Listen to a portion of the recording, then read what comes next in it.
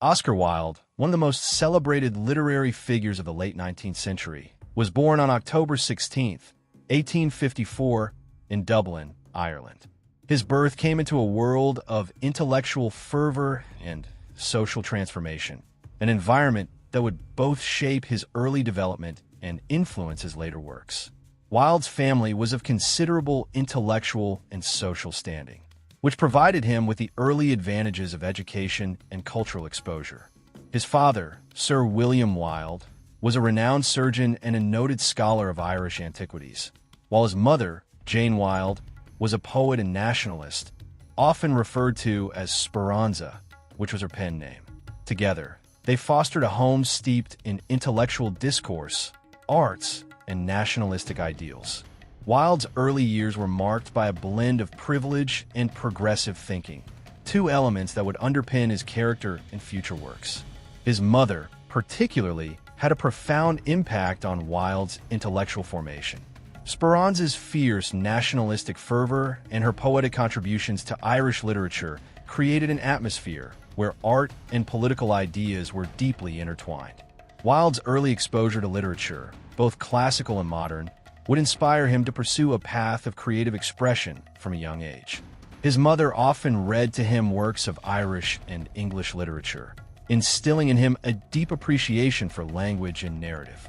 Wilde's formal education began at Portora Royal School in Enniskillen, where he excelled academically. This school, an all-boys institution, was notable for its high academic standards and a tradition of producing future leaders. It was here that Wilde began to stand out not only for his intelligence, but also for his theatrical tendencies. Wilde's talent for performing and his flair for the dramatic were apparent, as he often participated in school plays and captivated his peers with his wit and charm. Wilde's time at Portora laid the foundation for the development of his distinctive voice and his growing sense of self. In 1871, Wilde moved to Dublin to attend Trinity College, one of the most prestigious universities in Ireland.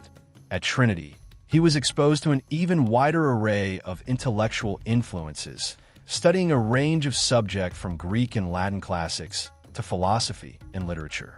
It was during this period that Wilde's intellectual capabilities truly began to flourish. Wilde's time at Trinity College was crucial in shaping his identity as an academic and as a writer. He stood out as a prodigy, winning numerous prizes for his essays and gaining the admiration of his professors. His skill for blending intellectual rigor with creative expression became evident, and he was recognized as one of the brightest students of his generation. Wilde's years at Trinity were also pivotal in shaping his aesthetic sensibilities. He became deeply involved in the broader European cultural currents of the time, particularly the rise of the aesthetic movement. This movement, which rejected the utilitarian values of the Victorian era in favor of beauty and art for art's sake, would later define Wilde's artistic philosophy. His early interest in aestheticism was mirrored by his personal style and his cultivated persona, both of which became integral to his identity. This aesthetic preoccupation, along with his interest in Greek and Roman art, led to his growing disillusionment with the strict moral codes of Victorian society. In 1874, Wilde left Dublin for Oxford University, where he would further hone his intellectual abilities. At Oxford, he found himself immersed in a world of classical scholarship, philosophy, and literature. His time at Oxford was transformative, as he became a prominent figure in the university's literary circles. Wilde's academic prowess earned him a first-class degree in classical moderation, and he won the coveted Newdigate Prize for Poetry in 1878. His poem, Ravenna, was praised for its elegance and classical allusions, reflecting Wilde's deep admiration for the beauty of ancient art and literature. During his Oxford years, Wilde also encountered key influences that would shape his future work. His close friendships with fellow students, particularly the writer and poet Lord Alfred Douglas, left a lasting impact on Wilde's personal and artistic life. Douglas would become a central figure in Wilde's later life, inspiring both his creative works and his personal struggles. Their bond marked the beginning of Wilde's exploration of themes such as love, beauty, and the tensions between public and private lives, subjects that would later dominate his plays and writings. Upon graduation, Wilde moved to London, where his intellectual and artistic pursuits began to take shape in a more public arena. Wilde entered the bustling literary scene of the capital, quickly establishing himself as a dandy and a wit with a penchant for sharp social commentary. His early works in London, including his poetry collections and lectures on aestheticism, were well received in certain circles. Yet Wilde's reputation truly began to grow as he engaged with the broader social and cultural issues of his time.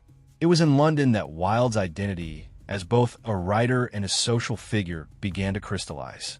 Wilde's early years in Dublin, however, had laid the critical foundation for his future as a literary giant.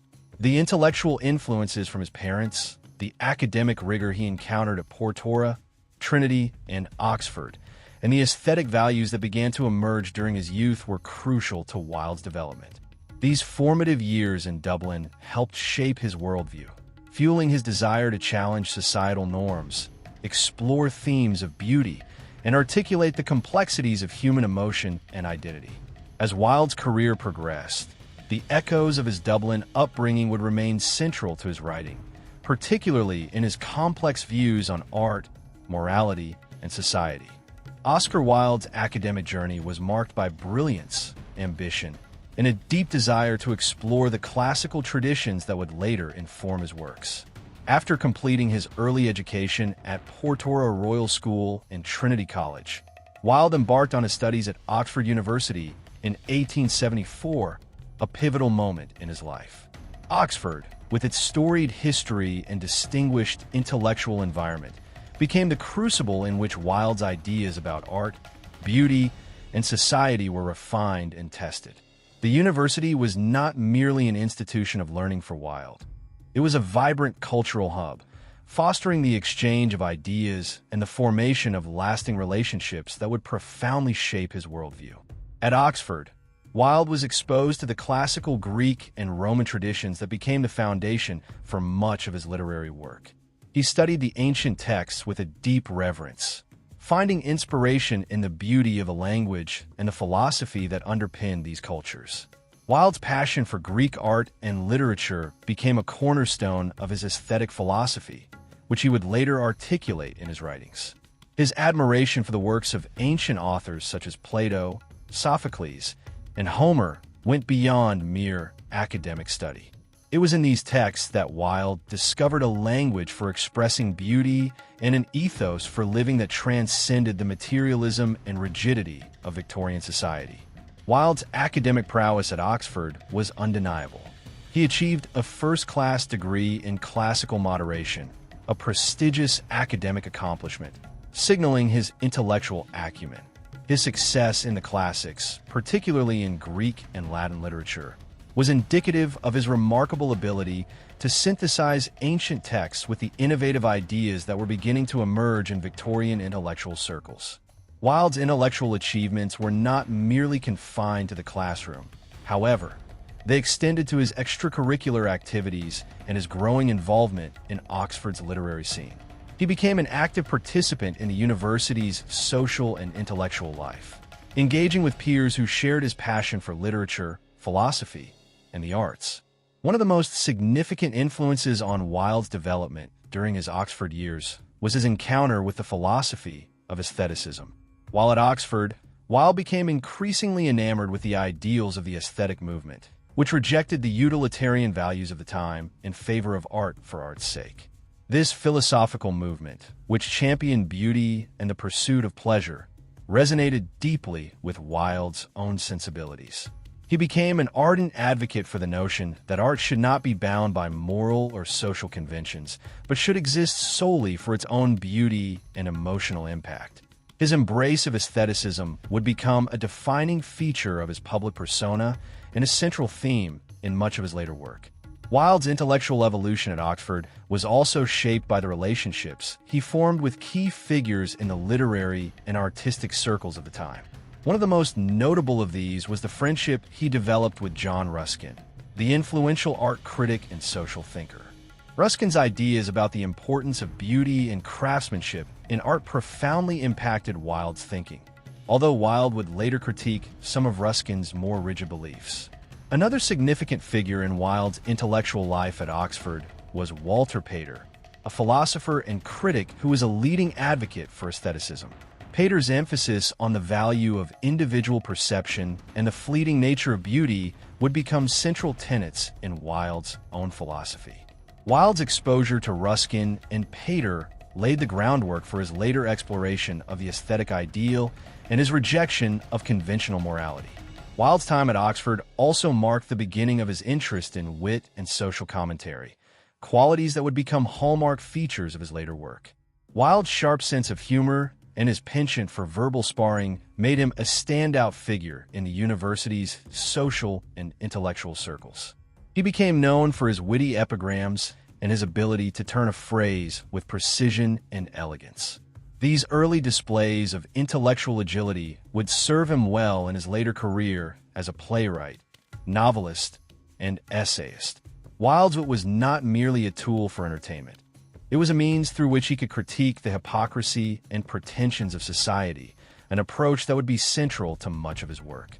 Beyond his academic achievements and intellectual influences, Wilde's time at Oxford was also a period of personal transformation. It was here that Wilde began to fully embrace the idea of a distinctive personal identity, one that would set him apart from the conventional norms of Victorian society. His unique sense of style, characterized by flamboyant clothing and an impeccable attention to detail, became a visual manifestation of his rejection of societal constraints. Wilde's fashion choices, often described as eccentric and avant-garde, were a direct reflection of his belief in the importance of aesthetics in all aspects of life. His appearance became as much a part of his artistic expression as his written works. Wilde's academic journey at Oxford was not without its challenges. While he thrived in the intellectual environment of the university, his relationships with some of his peers and professors were not always smooth. Wilde's growing reputation as a dandy and his outspoken support for aestheticism often put him at odds with more traditional members of the academic community. Some viewed him as a pretentious figure, while others admired his audacity and intellectual vigor. Nevertheless, Wilde's time at Oxford cemented his place as a rising star in the literary world. He emerged from the university with a sense of purpose and a clear vision of the role art and beauty would play in his life and work. By the time Wilde graduated from Oxford in 1878, he had already established himself as a force to be reckoned with in the world of literature. His academic achievements, coupled with his growing reputation as a wit and a stylist, marked the beginning of a career that would be defined by intellectual brilliance and artistic innovation. However, Wilde's journey was just beginning, and the intellectual foundations he had built during his time at Oxford would be the launching pad for his later success as a writer, critic, and playwright. The late 19th century was a time of significant cultural and intellectual upheaval, and Oscar Wilde emerged as one of its most distinctive voices. At the heart of his philosophy was the aesthetic movement, which Wilde embraced and became synonymous with. The aesthetic movement, which advocated for art's sake, rejected the moralizing tendencies of Victorian society and instead celebrated beauty, sensuality, and individual expression. Wilde, with his wit, flamboyance, and unapologetic embrace of this philosophy, became the movement's most visible and charismatic advocate. His arrival on the London literary scene in the 1880s marked the beginning of a period in which his personal philosophy and artistic vision would begin to make a lasting impact. Wilde's interest in the aesthetic movement was not merely an intellectual pursuit.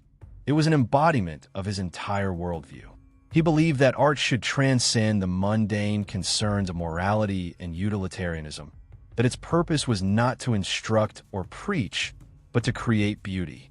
This was an antithesis to the values of Victorian society, which often used art to enforce social norms and moral codes. In this regard, Wilde saw the Victorian preoccupation with social propriety and morality as stifling to individual freedom and creativity. His rejection of these societal restrictions became a hallmark of his character and the foundation for much of his work. His famous proclamation that Art is the most intense mode of individualism that the world has known, encapsulated this sentiment. Wilde's first major foray into the world of aestheticism came with the publication of his essays and lectures. In 1879, Wilde delivered his first lecture on aesthetics in the United States, where he championed the philosophy of the aesthetic movement, proclaiming that the artist is the creator of beautiful things, and that art was meant to serve no practical function, but to be appreciated for its beauty alone.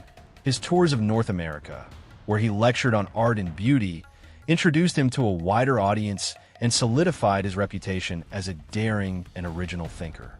Wilde's captivating lectures, filled with wit and intellectual fervor, were received with both admiration and bewilderment, earning him a devoted following. Upon returning to London in the early 1880s, Wilde quickly became a central figure in the city's artistic and social circles. He was drawn into the circles of leading figures in literature, theater, and visual arts. He mingled with renowned artists like James McNeill Whistler and writers such as George Bernard Shaw and Henry James, all of whom shared an affinity for aesthetics. It was in these salons and gatherings that Wilde's reputation as a wit and a dandy began to solidify. His unique blend of intellectual brilliance, style, and audacity made him a captivating figure, someone who could not only discuss philosophy and literature with depth, but also turn heads with his bold fashion choices and flamboyant demeanor. Wilde's personal style, characterized by his carefully cultivated image of a dandy, became one of the most recognizable aspects of his public persona. His commitment to the ideals of the aesthetic movement extended beyond his public speeches and personal appearance. Wilde's early literary works, particularly his poetry, were heavily influenced by the movement's emphasis on beauty and form. His first collection of poems, published in 1881, was praised for its lush language and striking imagery. The poems demonstrated Wilde's command of aesthetic beauty and his ability to create evocative, sensory experiences through words. His lyrical style, which often drew upon themes of nature, love, and the fleeting nature of beauty, reflected his philosophical stance on art and life. While the collection was not an immediate commercial success, it earned Wilde the respect of the literary community and established his place as a poet of unique vision. However, it was with his plays that Wilde's relationship with the aesthetic movement truly found its full expression. Wilde's dramatic works were, in many ways, a fusion of his philosophical ideals and his sharp, satirical wit. His plays like Lady Windermere's Fan, 1892, A Woman of No Importance, 1893, and An Ideal Husband, 1895, explored the complexities of society, morality, and human relationships, all while adhering to the principles of beauty, form, and wit. These plays were not only aesthetically pleasing in their intricate plots and sparkling dialogue, but they also engaged with the social issues of the time, particularly the hypocrisies of the Victorian upper class. In Wilde's plays, beauty was not just a superficial attribute, but a complex concept that intersected with themes of social status, personal identity, and moral ambiguity. His characters, often members of the British aristocracy, were portrayed as both charming and flawed, embodying the contradictions inherent in the society they inhabited. The play's sparkling dialogue, full of epigrams and clever wordplay, was a hallmark of Wilde's style and his mastery of the art of conversation. Wilde's ability to use wit as both entertainment and social critique was a key element of his success. His characters, often speaking in paradoxes and engaging in verbal duels, serve as a mirror to the society in which they lived, beautiful, yet filled with moral and emotional complexity. While Wilde's works were embraced by the intellectual elite and the theater-going public, they also sparked controversy. His critique of Victorian social norms, particularly regarding issues of marriage, sexuality, and morality, made his plays provocative and at times scandalous. Wilde's unapologetic embrace of aestheticism and his rejection of conventional morality challenged the status quo, and some critics accused him of promoting decadence and immorality. This tension between Wilde's artistic vision and the conservative values of the time became one of the defining features of his career. For Wilde, However, the very act of provoking such reactions was a sign of success. He believed that art, in order to be truly effective, must challenge the complacency of its audience and encourage a re-examination of accepted norms. Wilde's rising fame, however, was not without its challenges. While his career was marked by critical success and popular acclaim, he also encountered growing hostility from conservative factions of British society. His refusal to conform to the moral expectations of his time and his increasingly flamboyant public persona made him a target for scandal. Yet Wilde reveled in the role of provocateur, embracing the contradictions that made him both a beloved figure and a polarizing one. His willingness to challenge conventions and speak his mind made him a powerful force in both the literary and social worlds. The peak of Wilde's influence within the aesthetic movement came in the early 1890s when his theatrical success reached its zenith with the production of The Importance of Being Earnest, 1895. This play, widely regarded as his masterpiece, was a brilliant satire of Victorian society, its pretensions, and its moral hypocrisies. Through the use of wit, irony, and absurdity, Wilde exposed the absurdities of social conventions, particularly those related to marriage and identity. The play's success cemented Wilde's position as one of the most important writers of the period. Oscar Wilde's life was as much defined by his personal experiences as it was by his literary achievements. While his career flourished in the public eye, his personal life, often marked by complexity, passion, and controversy, told a different story, one that would ultimately lead to his dramatic fall from grace. Wilde's romantic entanglements, particularly his relationships with men, would come to be the central focus of both his personal and public struggles. The intersections of love, scandal, and tragedy in Wilde's life shaped not only his character, but also his writing, imbuing his work with a sense of longing, melancholy, and a biting critique of the hypocritical nature of Victorian society. In 1884, Wilde married Constance Lloyd, the daughter of a wealthy barrister. Their union, initially one of mutual affection and respect, was emblematic of Wilde's desire to present a conventional front in order to meet societal expectations. Constance was a beautiful, intelligent woman who shared Wilde's intellectual interests, and they had 2 sons together, Cyril and Vivian. Despite the apparent outward harmony of their marriage, it was clear that Wilde's true affections were often divided. While he had a loving relationship with Constance, his passions were increasingly directed toward other men, leading to a tension between his public life as a husband and father and his private romantic desires. Wilde's attraction to men, particularly to young, attractive aristocrats, was not widely known during the early years of his marriage, though it would later become the subject of much public scrutiny. One of the most significant relationships in Wilde's life was his intense and complicated involvement with Lord Alfred Douglas, known as Bosie. Their relationship began in the early 1890s and became a source of both creative inspiration and personal turmoil for Wilde.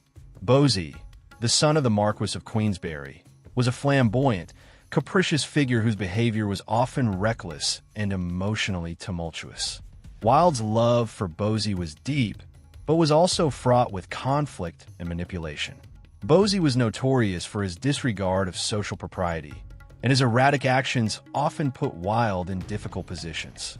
In their relationship, Wilde was both captivated and victimized, with Bosie's volatile nature playing a significant role in Wilde's eventual downfall. The affair between the 2 men was not simply a matter of romantic love. It was also a source of Wilde's artistic inspiration. Many of Wilde's works, particularly the picture of Dorian Gray, 1890, were influenced by his tumultuous feelings toward Bosie, as well as his reflections on beauty, corruption, and the complexities of desire. Yet, Wilde's relationship with Bosie was not destined to remain a private matter. The public nature of Wilde's romantic relationships, particularly his affair with Bosie, would eventually lead to a scandal that would destroy his career and reputation. The catalyst for this downfall came in 1895 when Lord Queensberry, Bosie's father, publicly accused Wilde of posing as a sodomite, a term used to refer to homosexuals at the time. The accusation was a direct challenge to Wilde's character, in his response. Filing a libel suit against Queensberry would have catastrophic consequences. Wilde, in his desire to protect his reputation and his love for Bosie, failed to anticipate the legal and social ramifications of his actions. The libel case quickly unraveled, and Wilde found himself subjected to a relentless public trial. Instead of proving his innocence, the case exposed Wilde's personal life to the world, laying bare his homosexual relationships and the depths of his affair with Bosie. The trial revealed the extent of Wilde's involvement with young men, many of whom were from the working class and had been used in his relationships as pawns of seduction and indulgence. The press, eager to sensationalize the details of Wilde's life, seized upon the scandal, and his once revered status as a literary icon began to crumble. In the end, Wilde was found guilty of gross indecency under the Criminal Law Amendment Act of 1885, which criminalized homosexual acts. He was sentenced to 2 years of hard labor, an outcome that shocked and devastated both Wilde and his supporters. His imprisonment marked a profound turning point in his life and career. The once celebrated writer was now seen as a pariah, an object of both pity and disdain. His works, which had once been adored by the public, were now viewed through the lens of scandal, and many of his literary peers distanced themselves from him.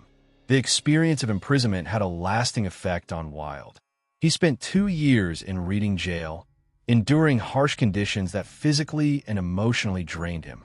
It was during his time in prison that Wilde wrote De Profundis, a long letter to Bosie in which he reflected on his fall from grace, his mistakes, and his personal suffering.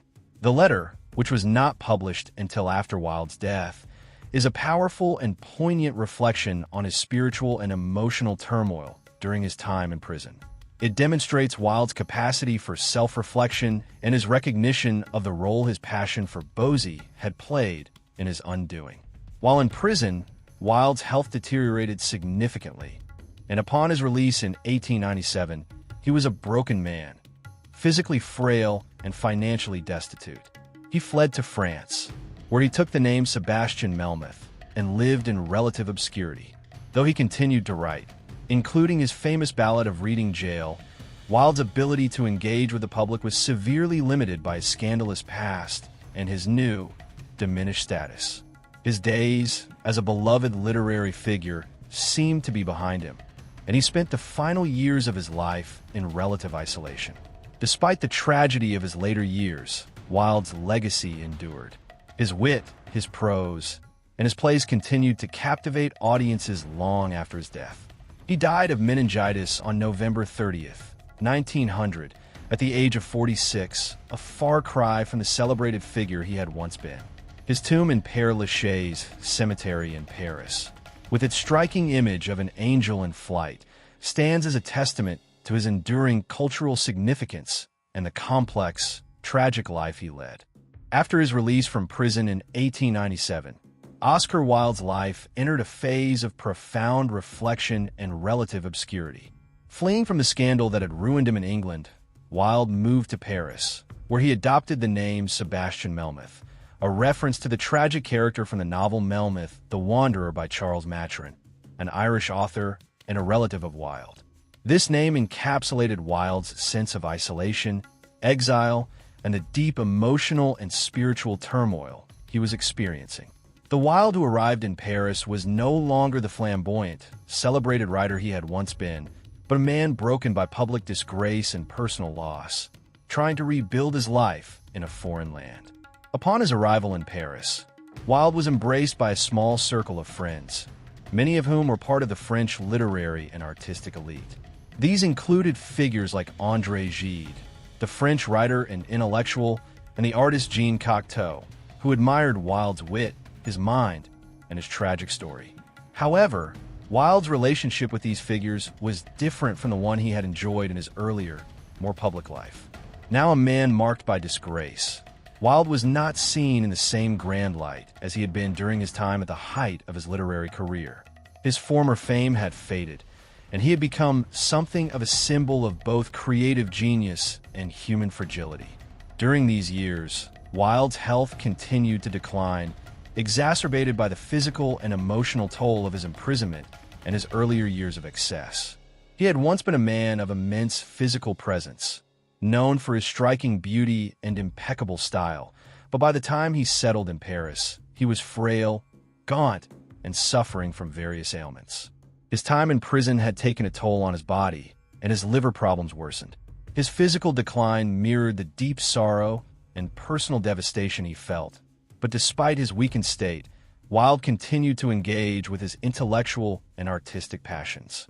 It was in these final years that Wilde produced some of his most poignant and reflective writings. Wilde's time in Paris, though marked by physical decline and social obscurity, was not without its moments of literary output. It was during this period that he wrote the Ballad of Reading Gaol, 1898, a deeply emotional and reflective poem about his time in prison. The poem, a stark departure from the wit and irony that had characterized much of his earlier work, reflects the intense suffering Wilde endured during his incarceration. It also serves as a meditation on the cruelty of the penal system and the human cost of punishment. The poem was met with critical acclaim, and its raw emotional power reminded readers of Wilde's exceptional talent, even in his darkest hours. Yet, Wilde's time in Paris was also marked by an enduring sense of regret and a desire for redemption. His relationships with friends and former supporters were strained, as many had abandoned him during his imprisonment. The stigma of his past actions, particularly his criminal conviction and the scandal surrounding his relationships, could not be easily erased. However, Wilde continued to grapple with his sense of guilt, using his writing as a way to seek both self-understanding and a measure of forgiveness, not only from society, but also from himself. As Wilde's health deteriorated, his financial situation also became dire. His earlier works, once immensely popular and lucrative, had fallen out of favor in the wake of his scandal. Wilde's literary success had been closely tied to his public persona, and as that persona was tarnished, so too was his ability to earn a living from his writing. He lived in relative poverty during his final years, relying on the generosity of a few close friends. His family, particularly his wife, Constance, had distanced themselves from him after his conviction, and although his son Vivian visited him in Paris, Wilde's relationships with his family remained strained. Despite these challenges, Wilde found some solace in the idea of personal redemption. His Catholic faith, which he had explored earlier in life, but had moved away from in his pursuit of aestheticism, became a source of reflection and comfort in his final years. Wilde's spiritual journey during this time was a complex one, as he wrestled with his past sins, his love for Bosie, and the path he had taken in life. His conversations with friends in Paris often revolve around these themes, and he found a degree of peace in the contemplation of faith and forgiveness. Some saw his eventual reconciliation with the church as an attempt to atone for his past, but Wilde himself seemed to view it as a means of personal reconciliation, a way to come to terms with his own soul. Despite his continued struggles, Wilde retained a deep affection for beauty and art. He spoke often of his past works, discussing with admiration the plays, poems, and essays that had once brought him fame and fortune. However, his attitude toward these works had shifted. He no longer viewed himself solely as a man of wit and frivolity, but as a man deeply acquainted with suffering and the fragility of life. He seemed to look back on his earlier life, filled with public success and private turmoil, with a sense of both nostalgia and regret. Wilde's final years were also marked by a sense of artistic isolation. While he had once been the center of attention in both literary and social circles, by the time he was in Paris, his name had become synonymous with scandal and tragedy. Although his works were still admired by some, the wider public had largely turned away from him. The critical attention he received in his later years was less about admiration for his genius and more about pity for his fall from grace. He had become a figure of fascination, a tragic hero whose life and works seemed to epitomize the tension between genius and self-destruction. On November 30th, 1900, Oscar Wilde passed away at the age of 46, just 3 years after his release from prison. His death, from complications related to meningitis, marked the end of a life filled with remarkable highs and devastating lows. His funeral, attended by a small group of devoted friends, reflected the sense of quiet dignity that Wilde had sought in his final years. Though his life had been filled with scandal and heartache, Wilde's death signaled the end of an era in both literary and social terms. He was buried in Père Lachaise Cemetery in Paris, a city he had come to love and which had provided him with a measure of peace in his final years. Oscar Wilde's life and work continue to captivate the imagination of readers, scholars, and artists alike. Though his tragic fall from grace in the late 19th century cast a long shadow over his later years, his literary legacy has grown stronger over time. Wilde's sharp wit, his critiques of Victorian society, his fearless embrace of aestheticism, and his ability to depict the complexities of human nature have ensured that his works remain relevant and highly regarded. Despite the scandal that tainted his life, Wilde's contributions to literature and society have only grown in importance, cementing his place as one of the greatest writers of his time. At the heart of Wilde's legacy is his unmatched ability to blend intellectual depth with entertainment. Wilde's plays, particularly The Importance of Being Earnest, An Ideal Husband, and Lady Windermere's Fan, are often lauded not only for their brilliant wit, but for their insightful critiques of the hypocrisies of society. His biting satire, combined with his knack for creating memorable characters and clever dialogue, made his plays some of the most successful of the late 19th century. Wilde's works, while full of humor and lightheartedness, also tackled serious themes such as the pursuit of truth, the corrupting influence of wealth, and the oppressive nature of societal expectations. Wilde's ability to craft characters who were simultaneously flawed, charming, and complex has led to the enduring appeal of his works. Characters such as Algernon Moncrief and Jack Worthing in The Importance of Being Earnest or Lord Goring in An Ideal Husband are still beloved by audiences for their wit, charm, and ultimately, their humanity. These characters, while embodying the social mores of the time, also reveal the tensions and contradictions of Victorian society.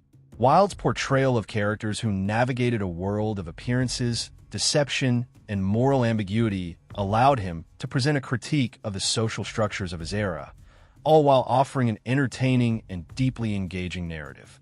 Beyond his plays, Wilde's prose works, particularly The Picture of Dorian Gray, have earned a lasting place in the literary canon.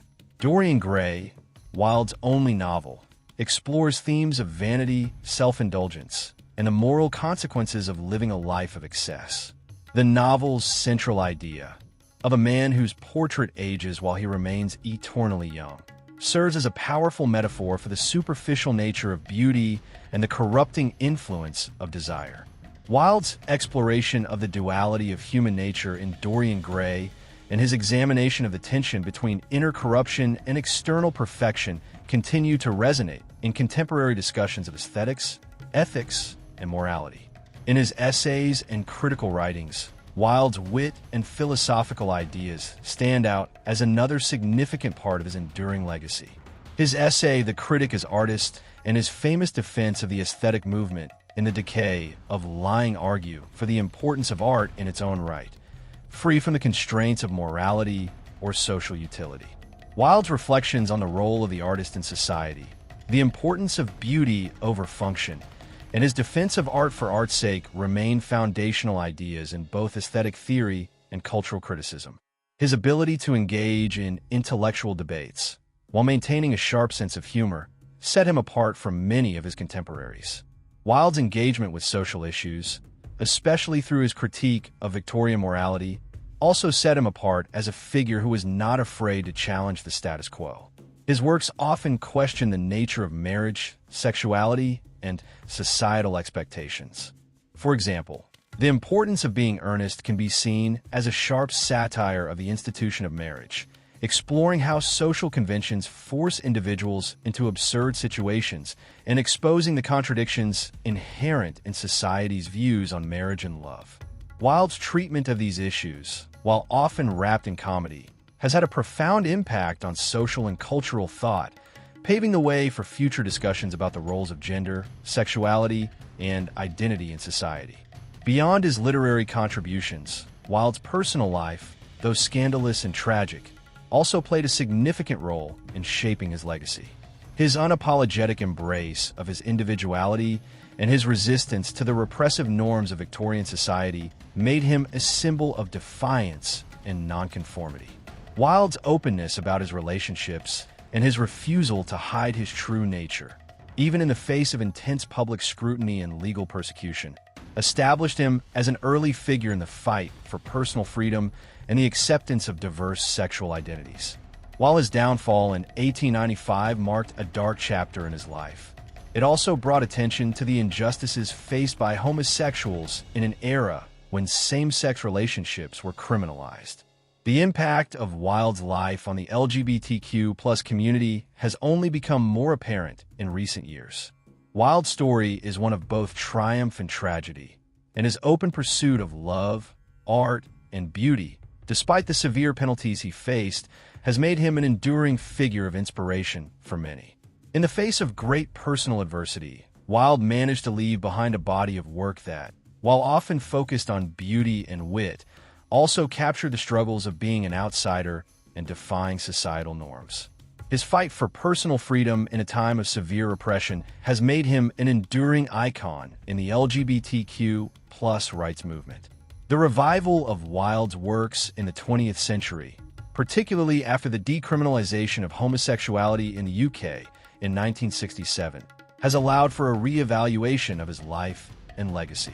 His works, once regarded with suspicion due to his scandalous reputation, are now seen as important cultural artifacts that explore universal themes of love, identity, and the tensions between individuality and societal expectations. Today, Wilde's works are performed regularly in theaters around the world, studied in schools and universities, and admired for their timeless appeal. Wilde's legacy also extends beyond literature and social issues into the world of popular culture. His image as a dandy, a sharp-witted bon vivant, and a tragic figure has inspired countless artists, filmmakers, and writers. His style, both in his personal appearance and his literary voice, has influenced generations of creators who have drawn on his aesthetic sensibilities and his ability to combine humor with poignant commentary. Wilde's distinctive voice and sense of style, from his famous epigrams to his love of extravagant fashion, have made him a lasting cultural figure whose influence stretches across various forms of art and entertainment.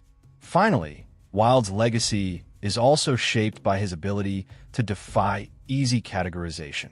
He was, and remains, a figure whose life and work challenge simple interpretations. Was he a tragic hero, a satirist, a genius, or a martyr? Wilde embodied all of these roles at various points in his life. His ability to navigate between the realms of comedy and tragedy, beauty and decay, pleasure and suffering, is what makes his work so compelling and enduring.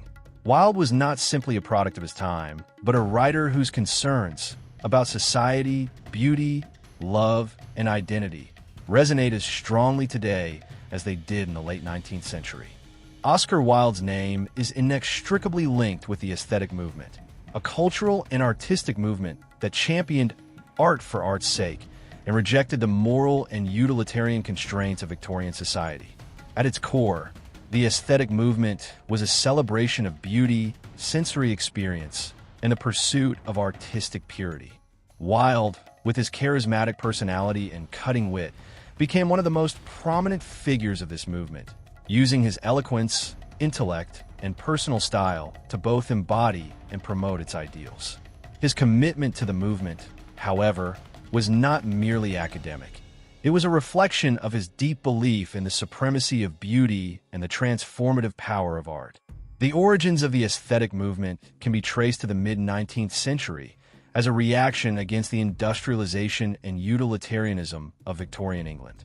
Writers and artists began to reject the notion that art should serve a moral, political, or social purpose. They believed that art should be appreciated for its beauty alone, without the need to justify it through any external function or didactic message. This rejection of Victorian moralism and the rise of a more subjective approach to art led to the establishment of the concept of art for art's sake. an idea that Wilde would champion throughout his career. For Wilde, aestheticism was not simply a theoretical concept, but a way of life. His entire persona, his appearance, his behavior, his style of speech, was a performance of his aesthetic beliefs. Wilde believed that beauty could be found in all things, whether in nature, art, or even human relationships. He famously declared that beauty is the most important thing in the world, reflecting his conviction that the pursuit of beauty was the highest form of artistic and human endeavor. In this way, Wilde not only adhered to the principles of the aesthetic movement, but became one of its most vocal and influential proponents.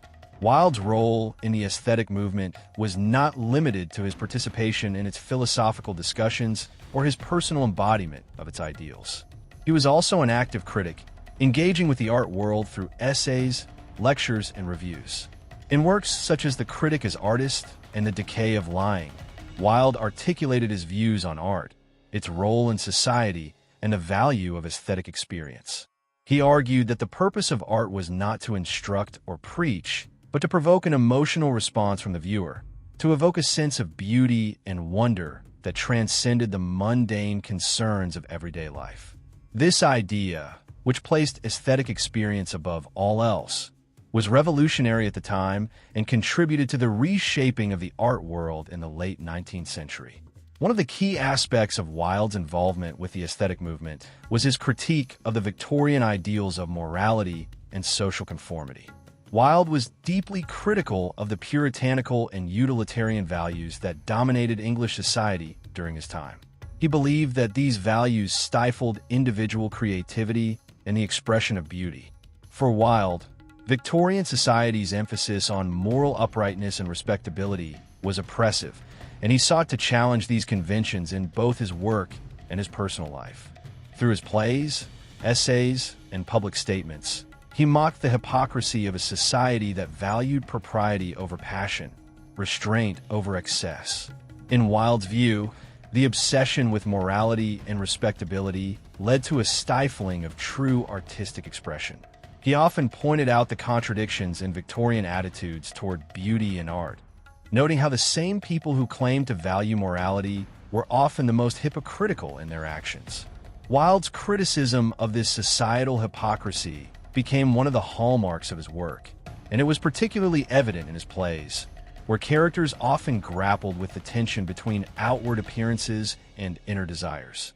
In plays such as The Importance of Being Earnest, Wilde used satire to expose the absurdities of Victorian social conventions, showing how they were often at odds with the human desire for beauty, pleasure, and freedom. At the heart of Wilde's aestheticism was a profound belief in the power of art to elevate the human experience. He saw art as a means of transcending the limitations of everyday life, a way to access higher realms of beauty and truth. In Wilde's view, the artist was not bound by the rules and restrictions of society, but was free to create according to their own vision of beauty. This freedom to create art for its own sake, without the need for moral justification, was a central tenet of the aesthetic movement, and Wilde's work became one of its most important expressions. One of the defining characteristics of the aesthetic movement was its emphasis on the sensory experience of art. Wilde, like many of his contemporaries, was fascinated by the idea of art as something that could be experienced through the senses rather than understood through intellectual analysis alone. He was particularly drawn to the idea of art that engaged the imagination and emotions, creating a visceral response in the viewer or reader. This focus on sensory pleasure can be seen in Wilde's plays and poetry, which often use vivid, rich language and visual imagery to evoke beauty and create an emotional impact. Wilde's personal style was also a key aspect of his commitment to aestheticism. He became known for his flamboyant fashion, which included velvet jackets, colorful cravats, and an air of finery that was both theatrical and purposeful. His appearance was as much a statement as his work, an expression of his belief that beauty should be present in all aspects of life, not just in art. Wilde's fashion choices, combined with his witty, often provocative remarks, made him a figure of fascination and controversy, symbolizing the idea that aestheticism was not just an abstract philosophy, but a way of living that could be seen in every gesture, every word, and every aspect of personal presentation. While Wilde's dedication to aestheticism was a source of admiration for many, it also made him a target of criticism, particularly from more conservative factions of society. His rejection of moralism and his embrace of beauty and sensual pleasure were seen as subversive, even dangerous. Critics often accused him of being decadent or frivolous, and some believe that his ideas undermined traditional values. Wilde's response to these critiques was often sharp and humorous, as he used his wit to defend his beliefs and challenge the status quo. In his essays and public appearances, he continued to argue that art should be free from the constraints of morality and social responsibility. The aesthetic movement and Wilde's contributions to it have had a lasting impact on the world of art and literature.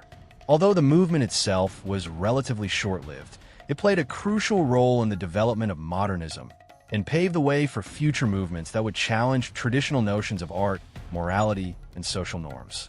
Wilde's commitment to beauty, his defense of art's autonomy, and his challenge to societal conventions left a lasting imprint on the cultural landscape. Today, his work continues to be studied and admired for its boldness, its wit, and its celebration of the power of art to both provoke and inspire. Oscar Wilde's life took a dramatic and tragic turn in the 1890s, when a sequence of events led to his imprisonment and eventual downfall. His public life, which had once been marked by fame, success, and admiration, quickly unraveled after a high-profile legal battle that would forever alter his legacy. The cause of this catastrophic change lay in Wilde's tumultuous and controversial personal relationships, particularly his romantic involvement with Lord Alfred Douglas, also known as Bosie. Their affair, along with the accusations and legal proceedings that followed, would lead to Wilde's arrest and conviction for gross indecency, a charge that would see him sentenced to 2 years of hard labor.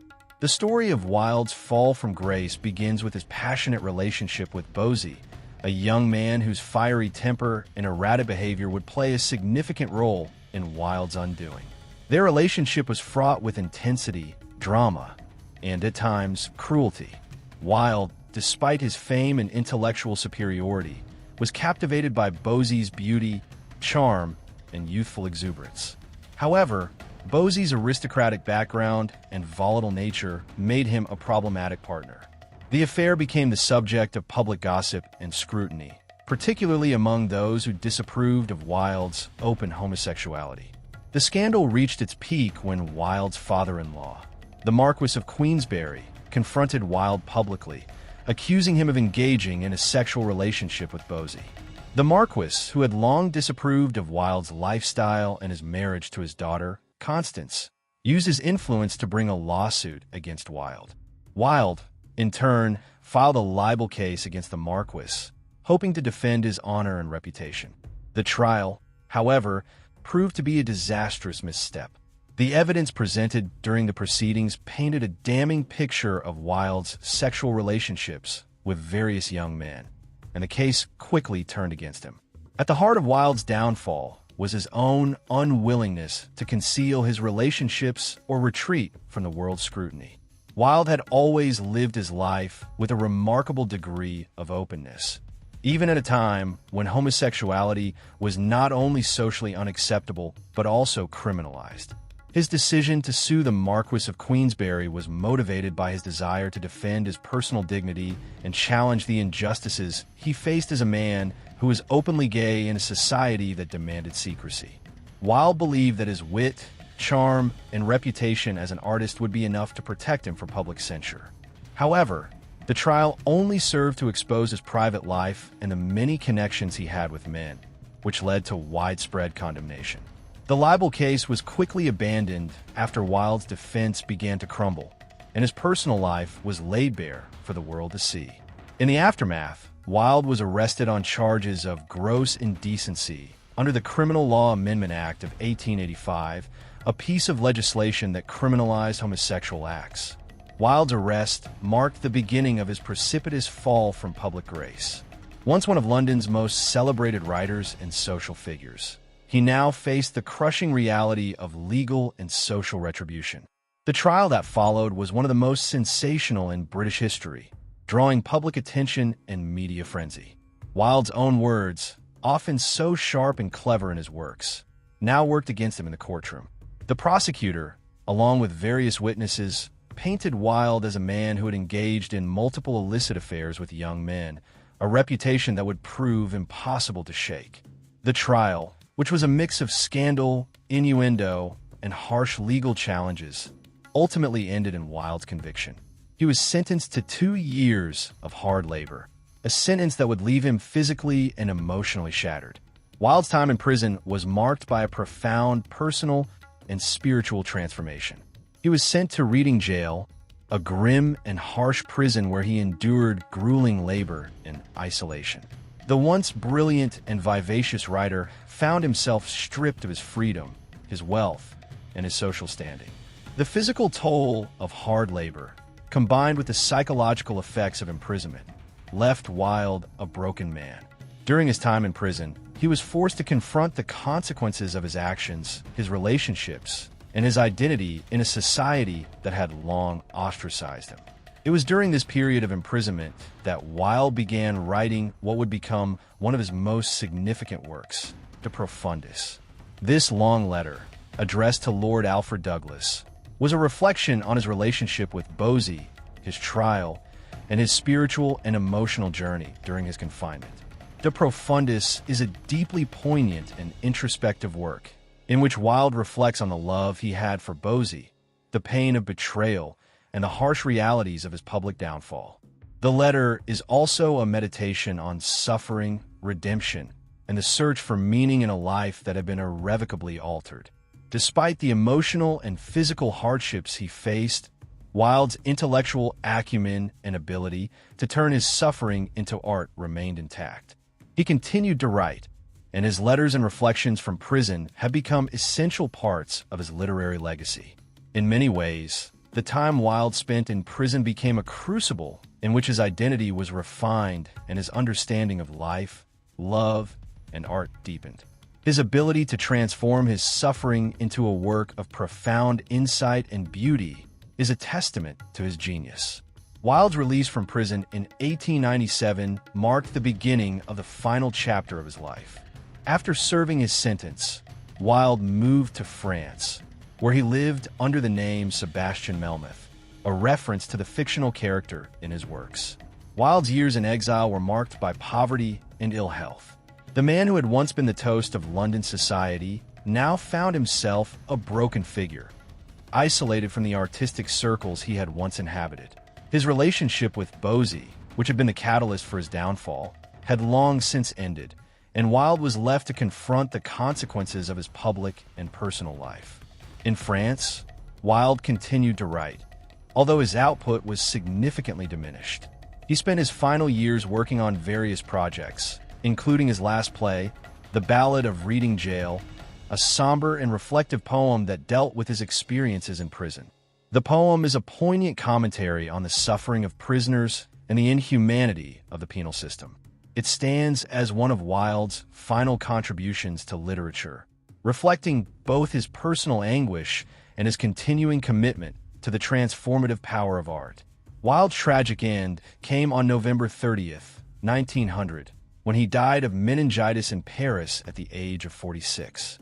His death, largely ignored by the press, was a stark contrast to the fame and glamour that had defined his earlier years.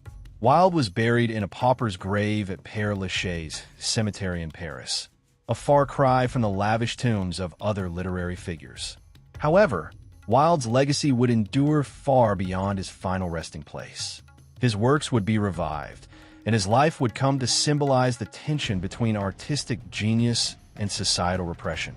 Oscar Wilde's life and career ended in tragedy, but his legacy was far from forgotten. Over time, his works and the story of his personal downfall would be resurrected, and he would come to be recognized not only as a brilliant playwright and poet, but also as a martyr for individual freedom and artistic expression. The years following his death saw a gradual reevaluation of his life and work as critics and the public began to separate his personal life from his artistic achievements. Today, Wilde is considered one of the most important literary figures of the late 19th century, and his influence continues to reverberate across literature, theater, philosophy, and LGBTQ+ culture. Wilde's return to the public consciousness began with the posthumous publication of his works. In the years after his death, his plays, such as The Importance of Being Earnest and An Ideal Husband, were revived on stage, drawing attention once more to his sharp wit and social commentary. His novels, especially The Picture of Dorian Gray, also gained renewed interest as readers found in them a profound exploration of vanity, morality, and the darker sides of human nature. These works, written at a time when Wilde himself was at the height of his fame, had often been overshadowed by his scandalous personal life. However, the passage of time allowed critics to re-evaluate them for their artistic merit rather than the sensationalism of the trial that had overshadowed their publication. In the early 20th century, Wilde's works began to be seen not merely as clever plays or epigrams, but as profound contributions to the modern canon. His exploration of the tension between beauty and morality, individuality and societal conformity, began to resonate with later generations that were grappling with similar issues.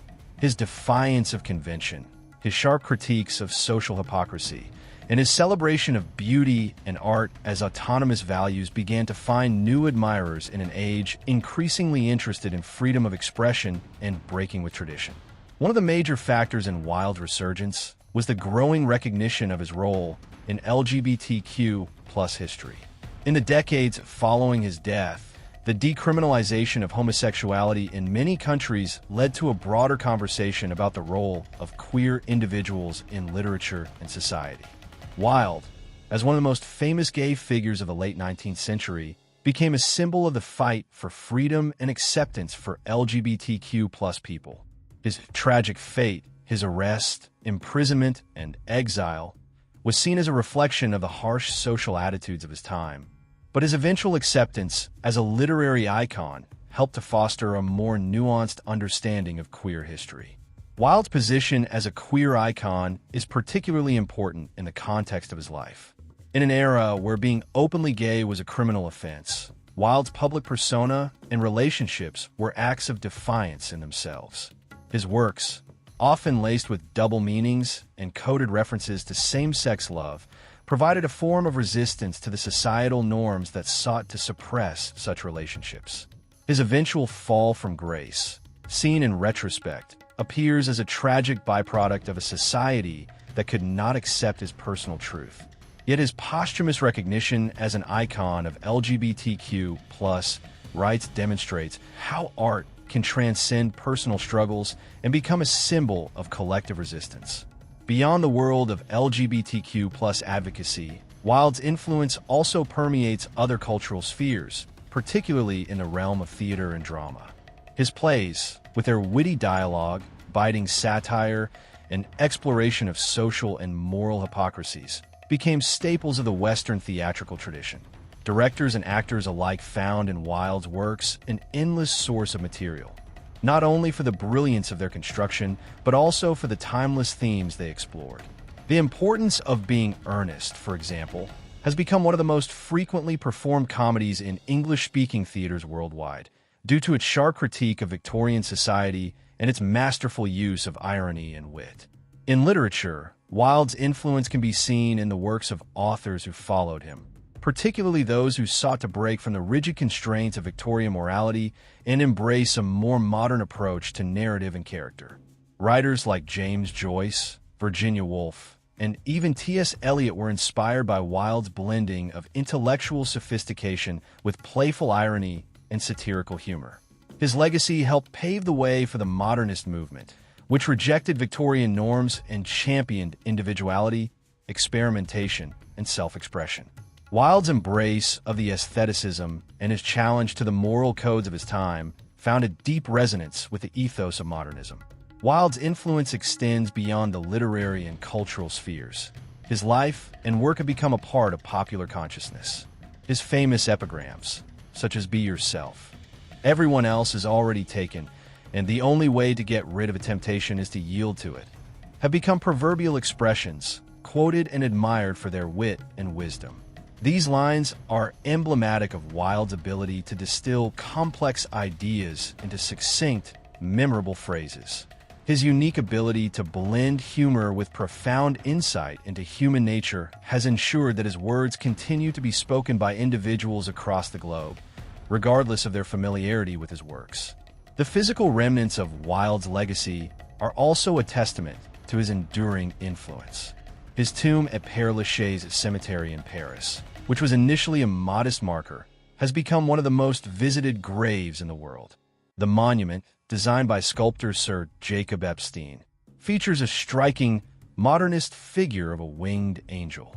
The tomb has become a pilgrimage site for those who admire Wilde's literary genius, his defiance of societal norms, and his tragic personal journey.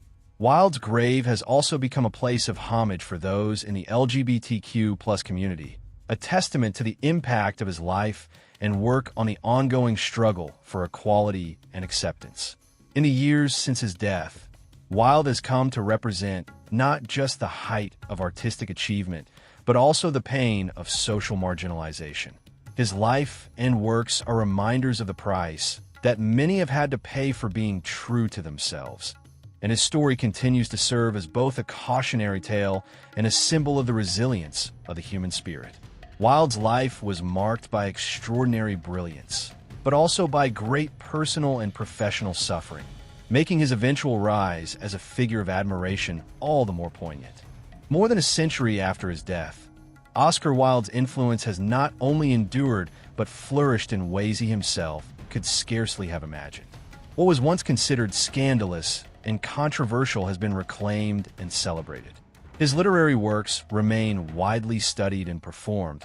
His wit and wisdom are frequently quoted, and his life story has become an emblem of artistic resilience and personal authenticity.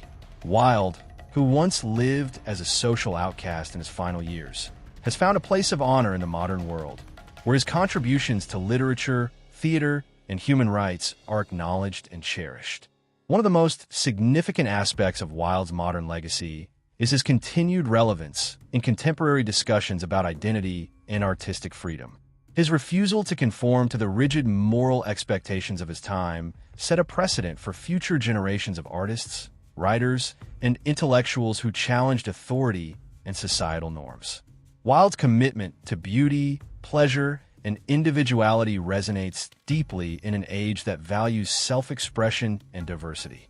His life, once defined by scandal, is now seen as an example of courage in the face of adversity. In many ways, he has become a patron saint of artists, rebels, and free thinkers who refuse to be confined by convention. The rediscovery and reinterpretation of Wilde's works have played a major role in securing his lasting reputation. His plays, once dismissed by Victorian moralists as mere comedies of manners, are now studied for their sharp critiques of social hypocrisy and class structures. The importance of being earnest, for example, remains one of the most performed and beloved plays in the English language, with its satirical take on identity, deception, and the absurdities of upper-class life still delighting audiences today.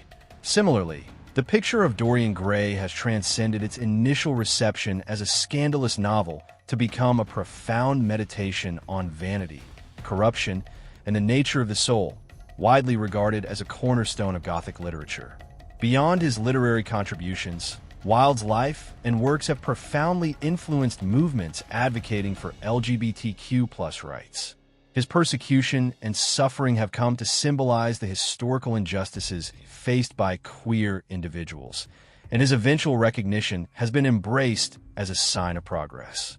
In 2017, over a century after his conviction, the British government posthumously pardoned Wilde and thousands of other men who have been punished under the same archaic laws.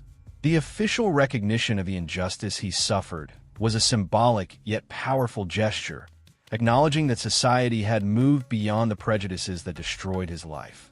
Wilde's status as a cultural icon has also been cemented through numerous adaptations and retellings of his life story. Films, biographies, and plays have explored his wit, his loves, and his tragedies, ensuring that his legend continues to evolve. The 1997 film Wilde, starring Stephen Fry in the titular role, introduced a new generation to his story, portraying him as a complex and deeply human figure rather than just a flamboyant caricature. In literature, authors such as Neil Bartlett and Giles Brandreth have reimagined Wilde's life in novels, further integrating him into the fabric of modern storytelling. His presence is also felt in academia, where scholars continue to explore his contributions to literature, philosophy, and cultural studies. Wilde's ideas on aesthetics, which once placed him at odds with Victorian morality, have been re-examined in the context of modern debates about art and ethics. His belief that art should exist for its own sake, rather than serve a moral or political purpose, has influenced discussions on artistic freedom and the role of the artist in society. The aesthetic movement, of which he was a key figure, has inspired countless artists and designers who seek beauty in form and expression. Another testament to Wilde's enduring appeal is the ongoing pilgrimage to his grave at Père Lachaise Cemetery in Paris. For decades, admirers have traveled from around the world to visit his resting place, leaving messages of love, admiration, and even lipstick-kissed tributes on his tomb.